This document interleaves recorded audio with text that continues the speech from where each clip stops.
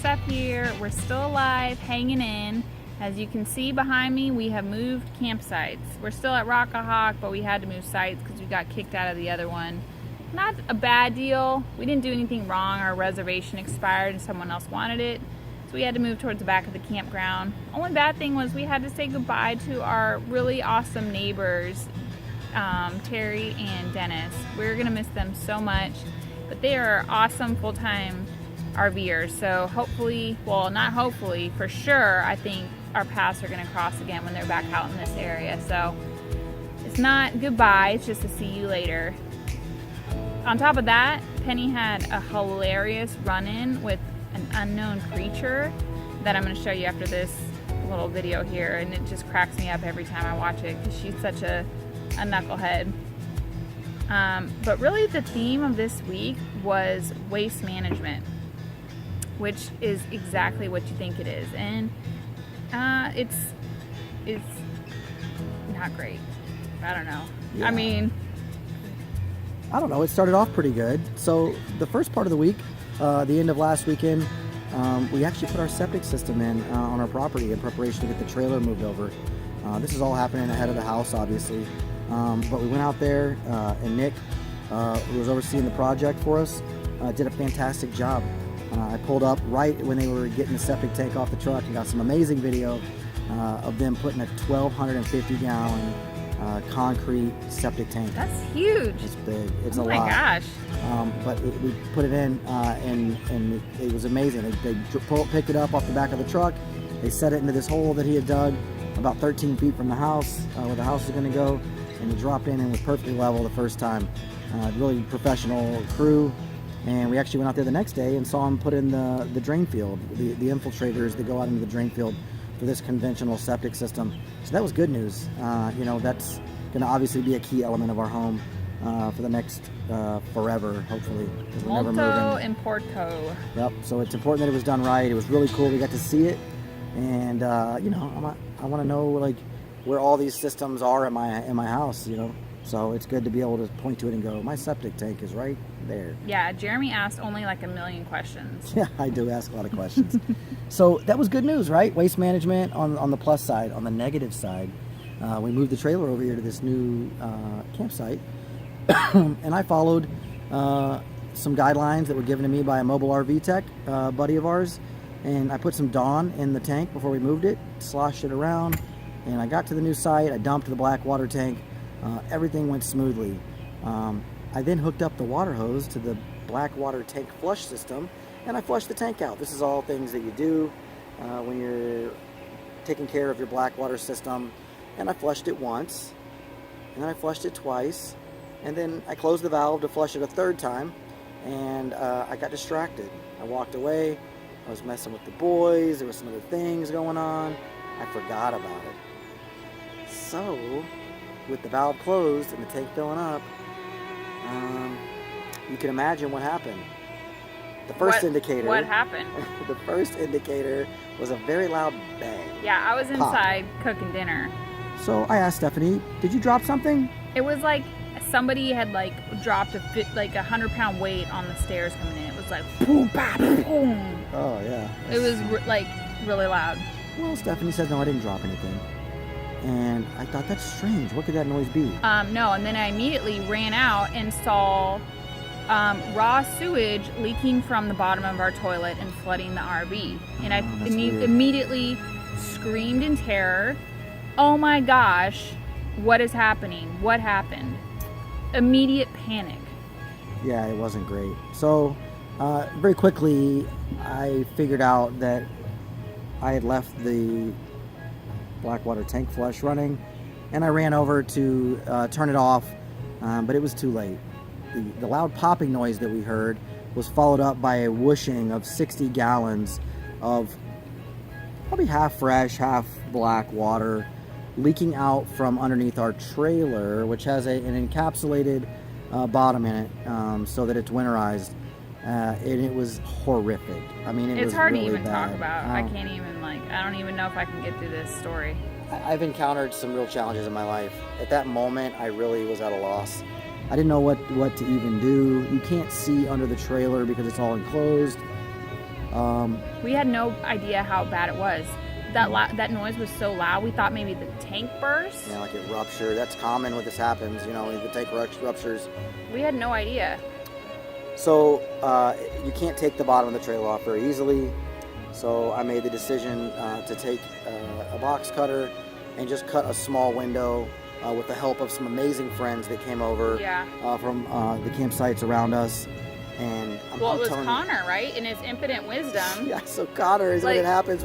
He runs off and tells half the campground. He's made some serious campground buddies, like legit friends, on the fishing dock, and he jumps on his bike and goes down and you know, hails the cavalry.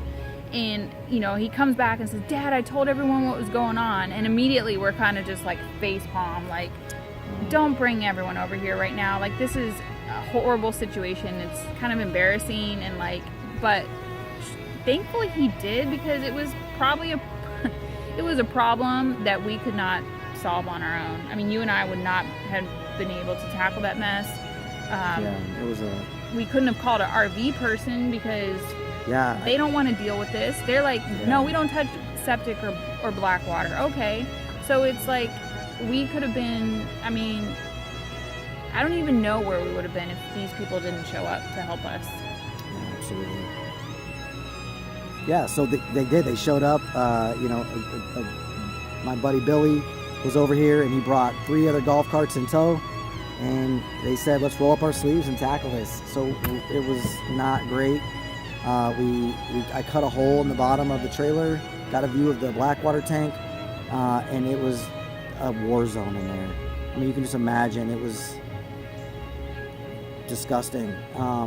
But we could immediately see that the Blackwater tank had slid off of a rail. The weight had pulled it down, and it had come loose from the exit valve, and that's where it had dumped into the bottom of the trailer. So in a way, it was kind of a win. It was, at least on the surface, as long as the tank wasn't damaged, it was something we could repair. So we started into it, and Billy and I and Phil and TC and we had some wives out here making runs for parts, and it was crazy. But we actually took about 3 or 4 hours of laying in sewage under the trailer, and we were actually able to get the tank hooked back up, and everything seemed to be functioning properly. But you know, it didn't address the real problem, and that was the biohazard of all this raw sewage inside the trailer. It's not safe. Yeah. So we went to bed that night best we could. I couldn't sleep. I got maybe 2 hours of sleep that night Googling this issue and looking at YouTube videos.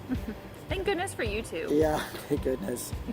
So I got up that morning, went to work, took off a little early, came home to finish up the cleanup effort. I had to get back under there. I probably put another 4 or 5 hours of cleanup. I had to cut a couple additional holes, flush the whole bottom of the trailer out, get all the sewage out of it. And then I had to come back through and spray it with bleach solution and put some lime down under the trailer. And believe it or not, like, that kind of cured the problem. Yeah, obviously I was, you know, mopping the floors 2 or 3 times with bleach and disinfect it. Luckily inside it was minimal flooding inside, thank goodness. I think that was one of the saving graces. But yeah, I think all in all it was probably about 8 hours of work to get it right again. And now the bottom. A lot of emotional trauma. Yeah, it was tough. I mean, I felt, you know, obviously horrible. I've done some pretty bonehead things in my day. This one might take the cake. Well, you know, we all make mistakes, and do we? We do. Everyone makes mistakes, and sometimes it just takes a moment for things to just go sideways. I think we've all been there. Well, for all you RVers out there that are thinking about how to flush your Blackwater tank, do not leave the valve closed when you use your tank sprayer. You know how you know? There's a sticker right next to the valve that says, do not leave the valve closed while you flush the tank. Oh, I didn't know that. Yeah, surprise. Oh, well, hey, I thought about this today. At least we probably got the worst mistake, or the worst, like, the worst thing you could do or envision as an RV problem. I think we probably already checked the block. So anything we do from now it will be like, oh, it's not as bad as the septic explosion, right? Is that the silver lining? I think so. Yeah, so there you go, waste management. So, busy week for us. Yeah. But it's ending on a positive note. We're in the new campsite. Penny's happy. She's barking. Kids are inside banging around in the trailer. Yeah, so here's a happy-go-lucky footage of Penny trying to be a fierce protector, wildman animal. Enjoy. Enjoy. We'll catch you guys next week.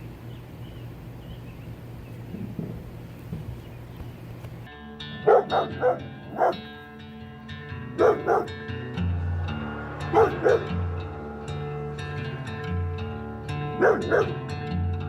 don't think they're scared of you, Pen. I don't think he's scared of you. I don't think so. Oh, there they go.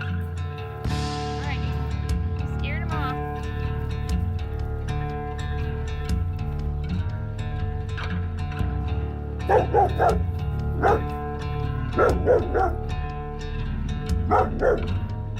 Goodness. Alright, Mom, let me see if I can get him. Alright, let me see if I can get him to leave. Alright? Let's see.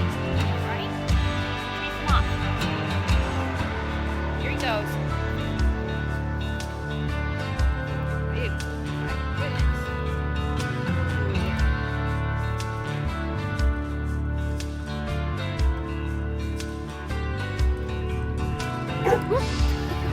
Hey, you scared me. I'm gonna get it. Hold on. Hey. Penny.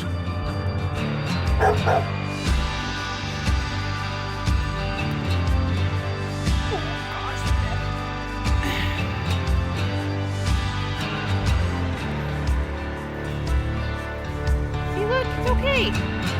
It's just a turtle. It's okay. I know. See? Oh no, that'll probably scare him. I'm gonna go put him over here, okay? It's okay.